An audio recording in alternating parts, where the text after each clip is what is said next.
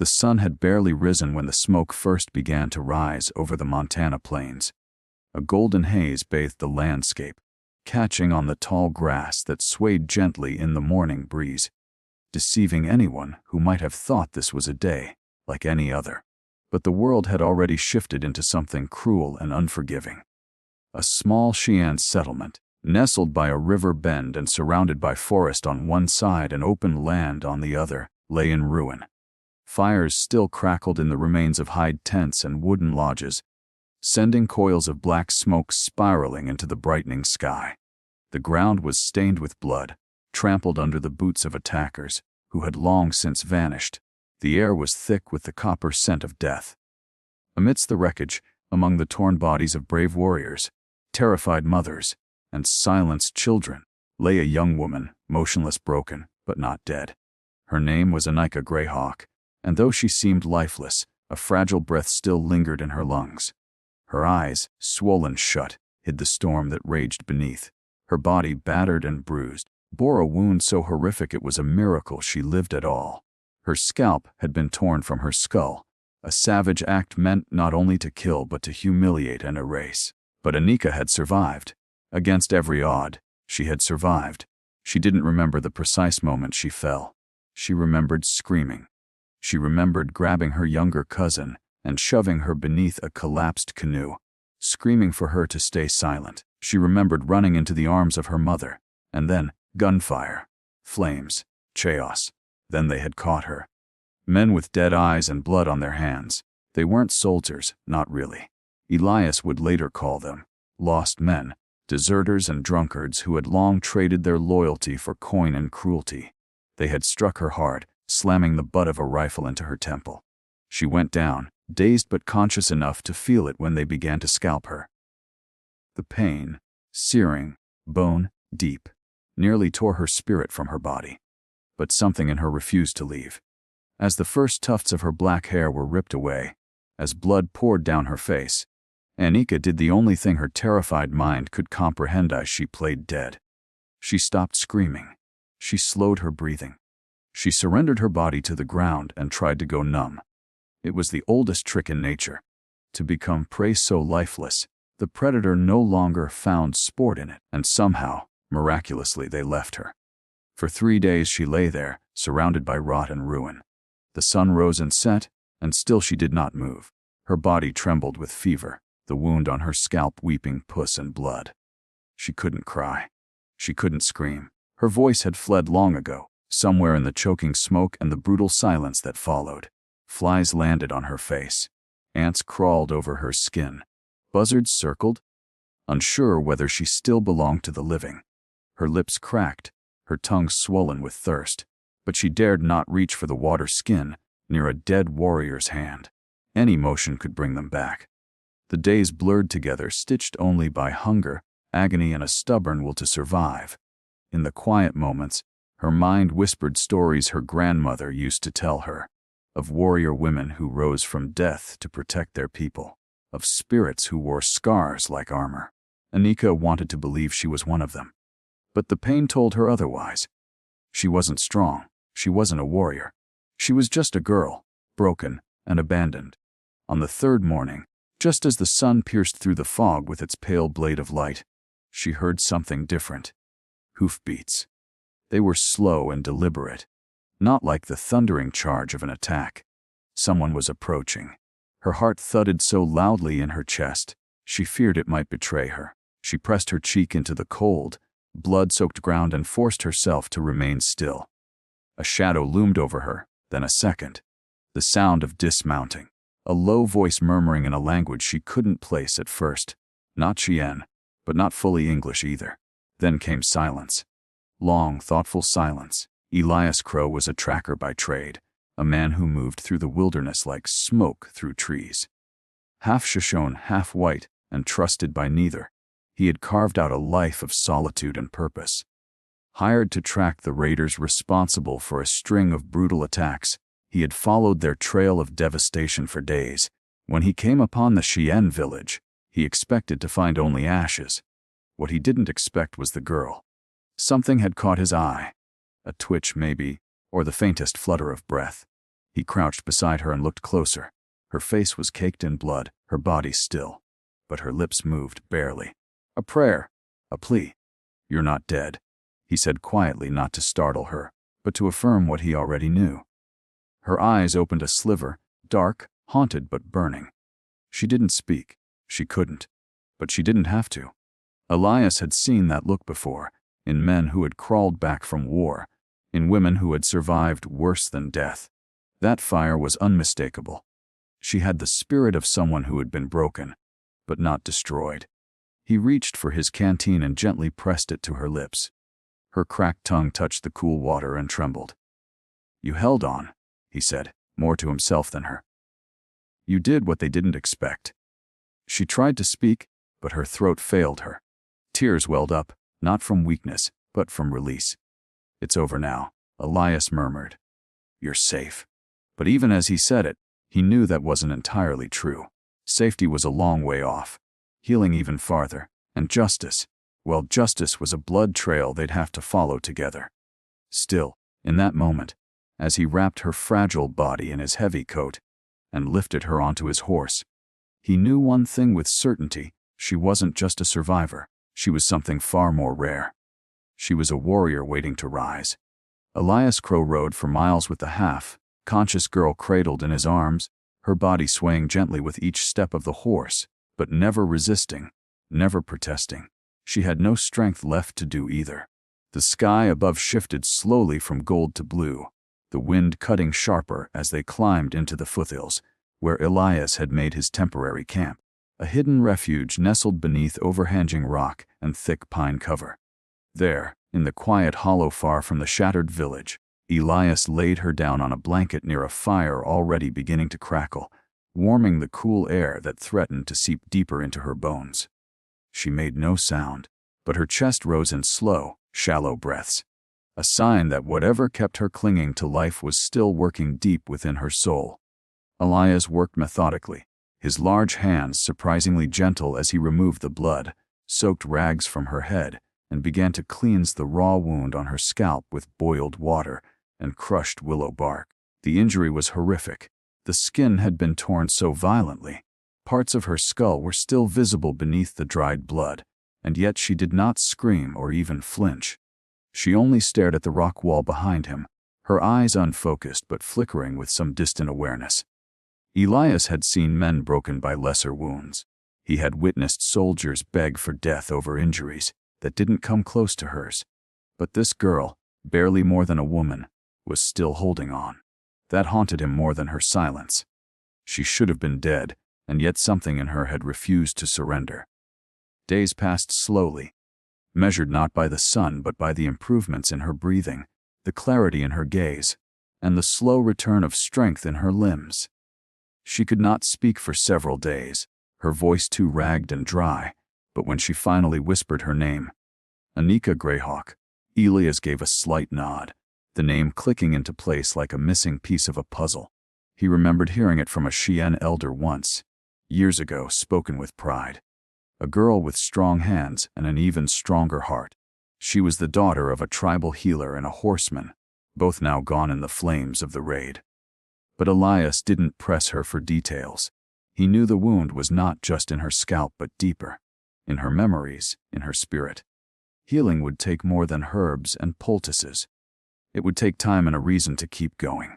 Elias stayed by her side, hunting small game, boiling roots, making broths that she could slowly sip. He wove bandages from linen and pine pitch to keep her wound clean, and though her hair would never grow back where the flesh had been taken, her body began to repair itself in other ways. Scars formed, scabbing over as if trying to erase the violent moment that had nearly ended her life. As her body healed, so did her spirit. She began to speak more, broken phrases at first, her voice still hoarse, but with each day, her words became firmer, steadier, laced with resolve. She asked about the men who had attacked. She wanted names, faces, anything that could bring clarity to the nightmare she had endured. Elias knew some of them from his own tracking. Outlaws who had abandoned military command, former scouts who turned on their own units, mercenaries who raided small settlements in search of horses, whiskey, and terror. He explained what he could, watching her face carefully as he did, seeing not fear but a growing fire in her eyes. He recognized it. He had once carried it himself years ago, when his own village had been slaughtered by cavalry under false orders. It was the fire of a soul that wanted justice, not merely survival. One evening, after she had managed to stand and walk with the help of a cane Elias had carved for her, she asked him the question he had been expecting. "Will you help me find them?" she asked, her voice quiet but heavy with weight. Elias met her gaze. There was no desperation in her eyes, only fierce clarity. "I've tracked worse," he said, and that was enough. From that moment, they were no longer just a healer and his patient. They were bound by a shared mission, an unspoken understanding forged through pain and purpose. Elias began to teach her, not as a soldier, but as a survivor.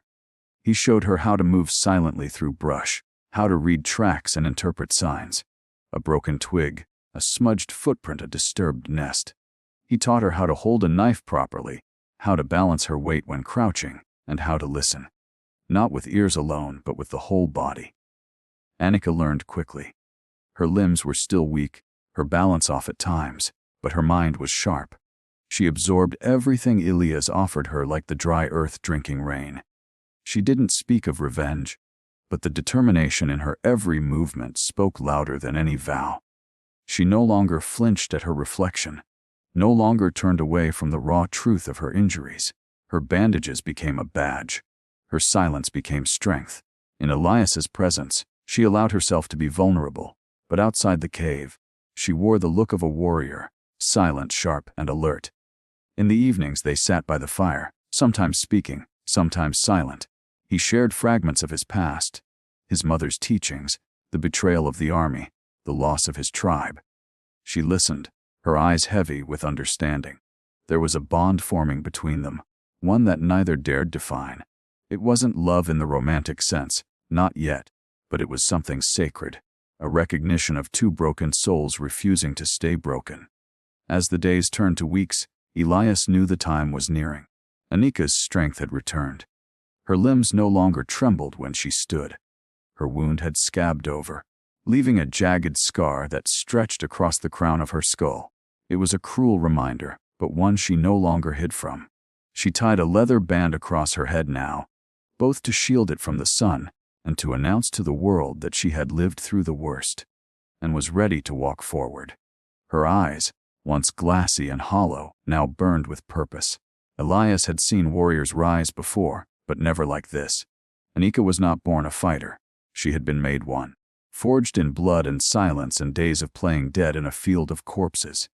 She had come through the fire not as a victim, but as a storm waiting to strike. And Elias, grizzled, guarded, and quietly noble, had no doubt that when they finally met the men who had left her for dead, it would not be he who led the charge, it would be her. By the time the frost left the hills and the mountain winds warmed with spring's approach, Anika Greyhawk had become someone entirely new, not reborn, but reshaped. Each scar on her skin was a line in the map of her survival, and each bruise once faded had been replaced by hardened muscle and sharpened instincts. She no longer leaned on the cane Elias had carved for her. Instead, she moved fluidly beside him, quiet as a shadow and alert as a hawk. Her wounds had become part of her identity, never hidden, never pitied, just accepted, acknowledged, and used as fuel for the fire inside her. She had once played dead to survive, but now every step she took declared that she lived, fully and with fierce purpose.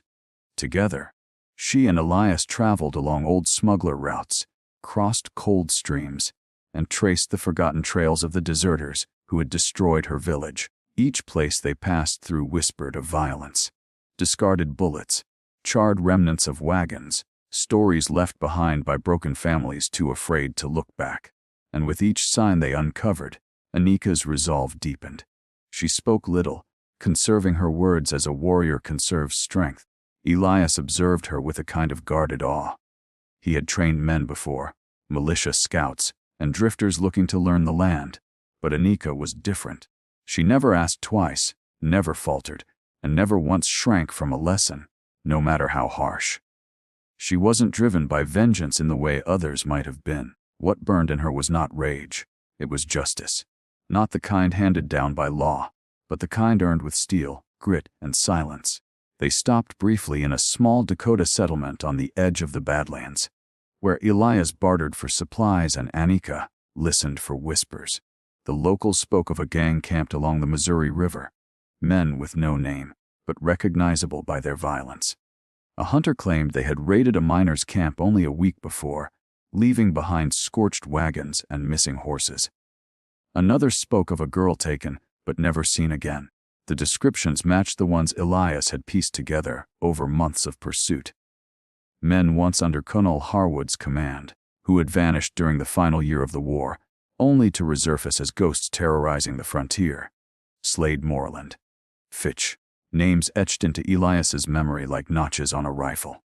When Anika heard the name Slade, her posture stiffened, and her jaw clenched so tightly that Elias thought she might bite down until blood flowed. Vernon Slade. The man who had scalped her. The man whose laughter echoed in her nightmares. The one who had left her for dead and walked away without ever once looking back.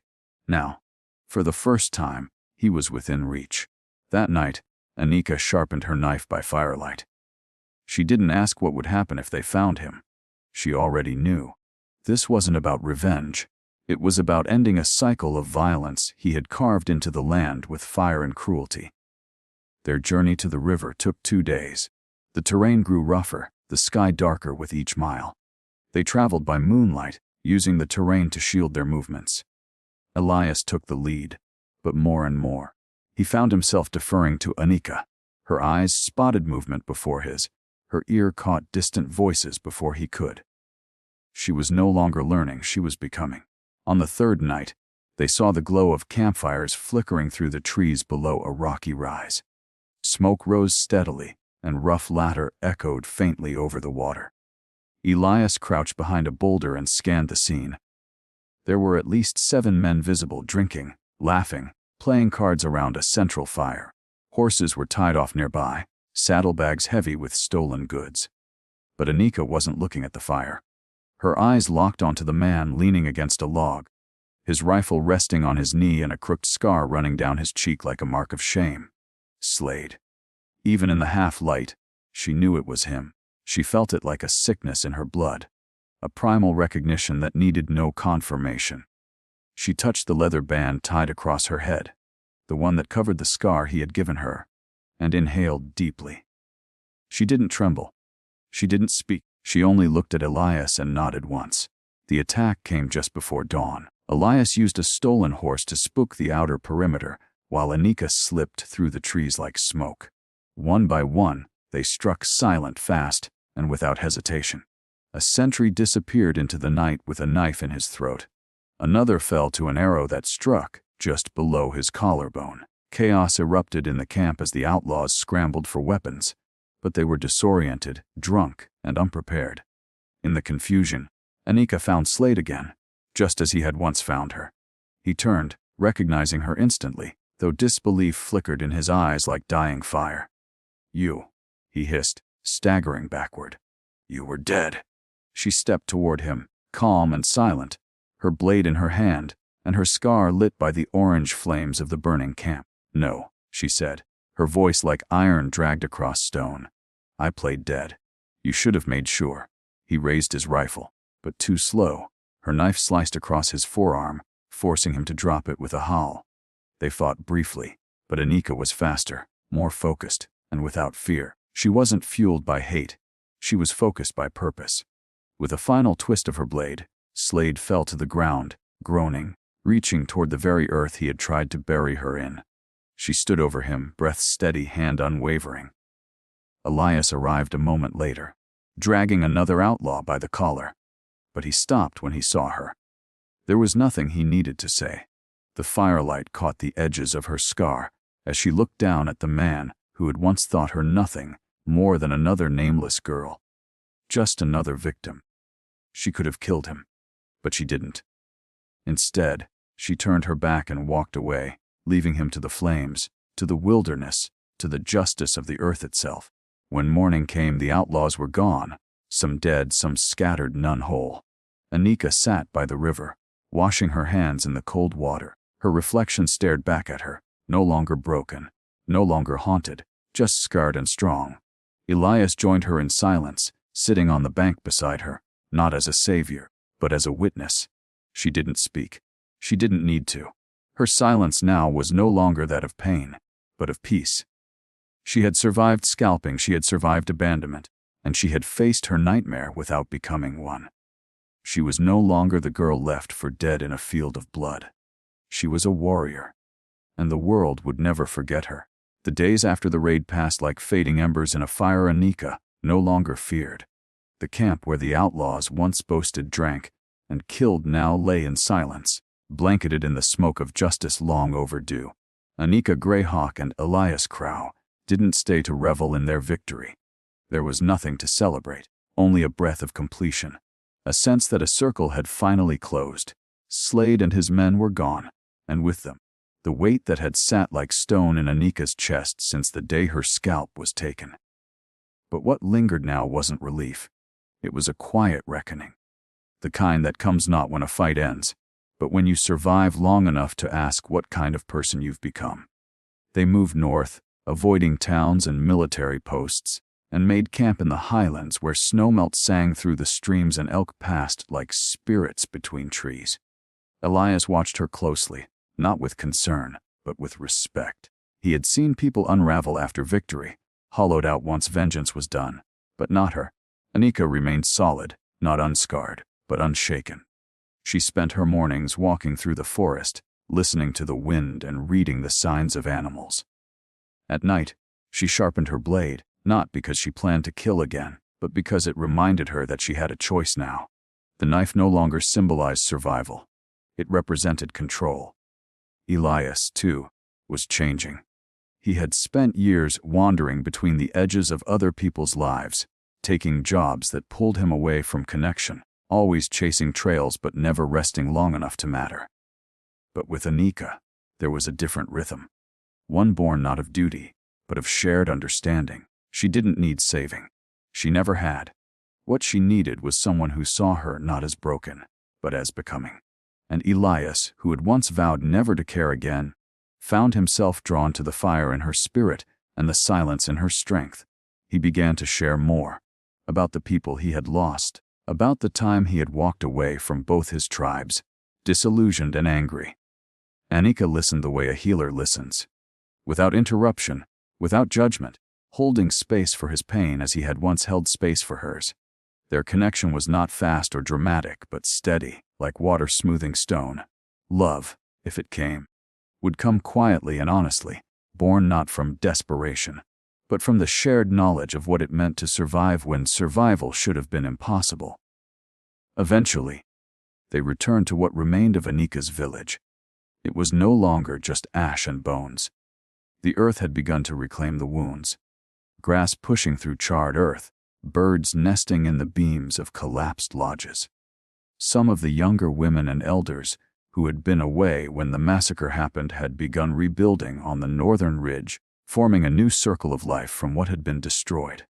When Anika stepped into the clearing, silence fell. No one said her name. No one needed to. The sight of her, the long leather coat, the blade at her hip, the leather strap over her scalp, and her steady gaze, told them everything. She was no longer the girl who had been left for dead. She was the legend who had come back. The children stared wide-eyed, unsure whether she was a ghost or a warrior spirit. The elders approached her with cautious reverence. Anika didn't speak of what happened. She offered no story, but she unwrapped the medicine bundle she had carried across miles. Inside it, a string of tokens she had taken from the outlaws, proof of her justice. She laid them at the base of the central fire pit, not as trophies, but as testimony. "They will not return," she said simply. Then she turned and walked away. Later, as the sun began to fall behind the hills, one of the elder women approached her with a wooden bowl of herbs and warm water. She gestured toward Anika's scar and said softly, "Would you like to bless what is healed?" Anika paused. For months she had worn her scar as a symbol of what was done to her. But now, maybe it was time for it to be something else. Not a reminder of pain, but of power.